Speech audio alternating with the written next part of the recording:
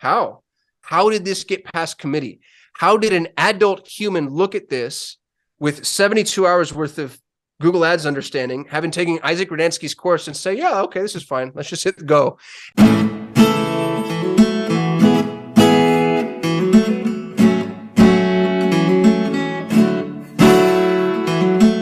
People asking, like, what do I do about fraudulent clicks? And I don't really see a whole lot of good answers to that. And raise the barrier. So you make forms hard to fill out, and you can also build fly traps. So one of the things that we did, I think this is super brilliant. We seeded questions into the forms that intrinsically disqualify people based off of the way they answer. And you make the intrinsic disqualification the default. So for instance, you have a drop down. Let's say that I'm a Google Ads agency and I want you to hire me for Google Ads. I have a drop down that says, what channels are you currently running? And the first option in the drop down is Facebook ads. And I leave that as the default. Well, if you leave that as the default and you want to run Facebook ads, then I don't even, and you might just be a dummy. You might be a real person, but chances are you're either spam and or what are they called? Click farms, not really paying attention to what's happening. And because you went to a Google Ads agency searching for Google Ads and then left Facebook, I don't count that as a conversion. It goes to a separate thank you page. I literally in Google Tag Manager don't even fire the conversion tag, and that's a fly trap. And you can do that for any industry. Have one or two fly traps where the way that they answer would disqualify a lead that isn't a real lead. And you can get real funny with it too. If you're a divorce attorney, ask if they need probate or whatever. Like, you can just be very obnoxiously obvious. And a real lead is going to click over to something that's relevant and a fake lead isn't, or have a paywall.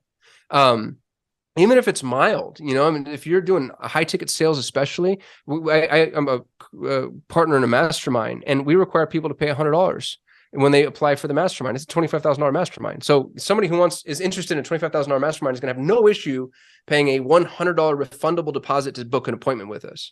Right. And if they get to that $100 and they don't convert, they're not a lead. Yeah. I think actually one of the things that, I've said this for years, but like you're describing something I think there's a hidden metric really in any paid traffic you run, which is, are the right people coming through the other side of the ads? Because I think people get lost in like little micro, click-through rates look great. And all I don't take those clients anymore. If you come to me and you're like, oh, I want, this CPL or I want this ROAS, I'm like, best of luck to you. I wish you all the best. Truly, I can't work with you. If that's your key performance indicator, because dude, I can get you $3 leads. They're going to be from Bangladesh. You know what I mean? Like, CPL is a vanity metric. ROAS is a vanity metric. CPA is a vanity metric. Like, you want to look at MER, CAC, LTV. Done. Anything beyond that, ROAS is such a dog shit metric because Google sells you all your own traffic back to you. You want ROAS. I have a prospect on the hook right now. They're a massive company. You've seen them everywhere. You've seen their brand everywhere. They're running a Google ad campaign. And the CMO asked me to take over the campaign. I said, I can't take this over. I have to rebuild it. She said, we don't have the time to rebuild it. I can't get approval for that. Just take it over. And I said, you're going to make more money just by shutting this thing off. It's all brand traffic. It's all brand, either from search or remarketing. I'm like, Google's just selling you your traffic back to you. And their ROAS requirements are insane. They're like, oh, we need a 900% ROAS. And I'm like, you'll never get that. And she's like, well, we're getting 750 now. And I'm like, no, you're not. You're just buying your own traffic back from yourself. And as far as new customer acquisition, I bet you're getting like 350 max. And nobody knows, dude. Nobody knows their data. Nobody's using third-party attribution tools. Nobody's triangulating. And so it's crazy to me. We've only had access to large organizations for like 2 years, maybe even less than that, because we were like dumpster divers in the very beginning as far as our agencies. Aren't we all, dude, I actually think I count it as a point of pride. Like, if you can make small budgets work, you're good at what you do. Anybody can hide behind ad spend. So you get $100,000 a month. Yeah, I can make that work. If you have $10,000 a month, though, that's difficult. But as I climb the ladder, what I'm seeing is the higher I go, the less sophisticated. The marketers, they don't know anything. And then they outsource stuff to these ivory tower agencies that outsource something to somebody that outsources something to somebody who just nobody knows what the hell they're doing.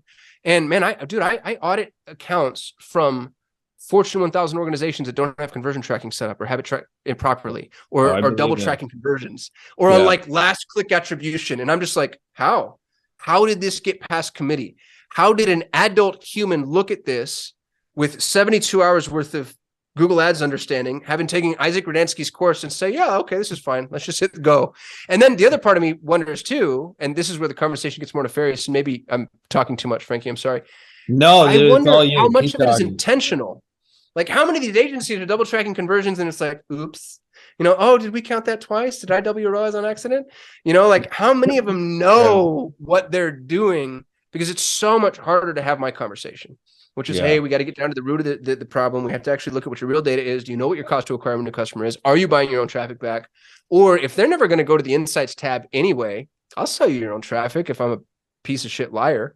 Yeah. But I can't do it. I Yeah. couldn't sleep at night. I'm with you actually. And you said something like way back. I mean, you said a lot of just good shit now, but I don't stop talking if you don't but I want to stop go me. way back to you said like metrics that are important. And you mentioned LTV, and this is something that I've seen commonly across successful accounts is it doesn't begin and end with the one sale on Google ads. Like there's a back end there where like most of the profits are actually coming on sale 2 or 3, or continuing to serve those customers or offering them more stuff or affiliate deals or whatever. I'd love to just hear your thoughts on like, seeing like real business setup, because I see a lot of people trying to make one product work, and it's almost impossible to do long term on a platform where, as you mentioned, it's an auction. Like I have friends who started Google ads in '09 when it was 5 cents a click, and Yep. those same clicks are like 15.50 a click right now, and there's no way you can make that traffic work at 15.50. But I would love to hear your thoughts, because you mentioned LTV. If you could just expand upon that idea, I think a lot of folks would get a ton of value out of that. Yeah, markets are efficient, right? Like Adam Smith.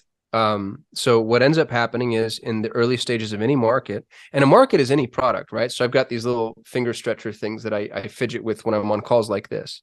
And maybe when you first started importing these, because they're probably a couple of pennies when you get them in China, and you can import a bunch of them and you start selling them, you can sell them for $30 and buy them for 5 cents.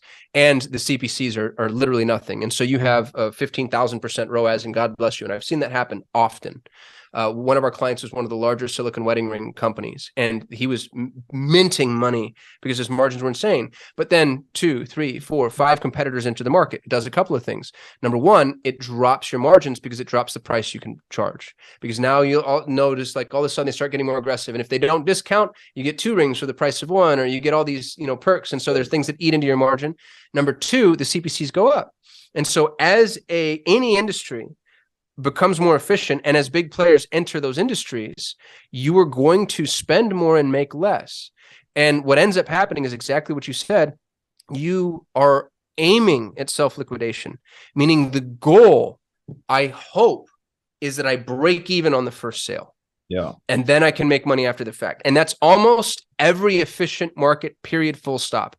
And so when you have some of these small business, and I feel really bad for them, and I truly have a very, very, very, very big heart for small business owners. But some of these folks, especially these poor people that have been sold these drop ship companies, like there's all this education on not that there's anything wrong with this, but there's all this education on starting a drop ship store, or how to do it, how to get into it, whatever. And so they build up these drop ship organizations, and they think they're going to monetize on the first sale. And what sucks is a lot of them have chosen industries where there's not a second sale. Saunas. That's one, for some reason, I see a ton of. People come to us with these little e-com sauna businesses, and a sauna is, $3, $4, $5 grand, some of the nicer ones. Yeah. But what if it costs you $2,000 to sell a $3,000 sauna? That your cog on the sauna is whatever it is, because you're drop shipping, you have 20% margins, and now you're paying for the traffic, you're paying for the product. And you're not accounting for things like returns, customer service, like you have to actually answer the phone because it's, like fulfillment. There's no way to make money. There's no way to make money. So these efficient markets they've pushed the monetization past the inflection point, which is the initial purchase.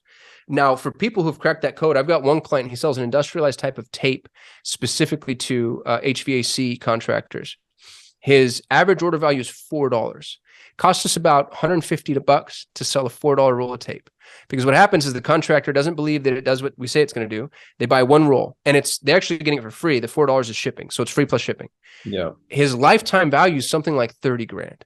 Because once the contractor sees, like, oh my God, this actually does what we said now. And so I'm spending less than $200 to get a $30,000 customer, but it takes me, I don't know, 5, 6, 7, 8 years to make that $30,000.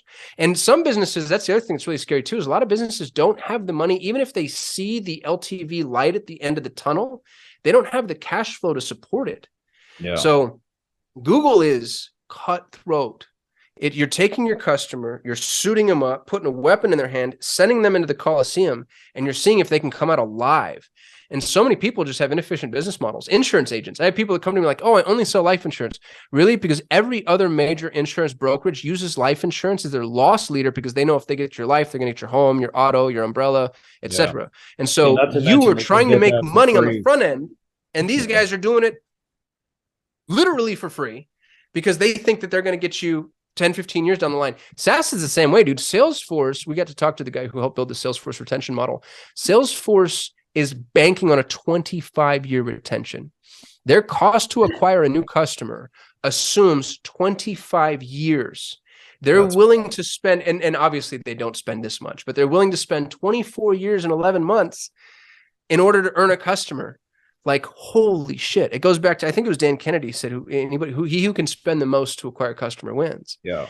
And so these efficient markets, they're tough, dude. They're tough.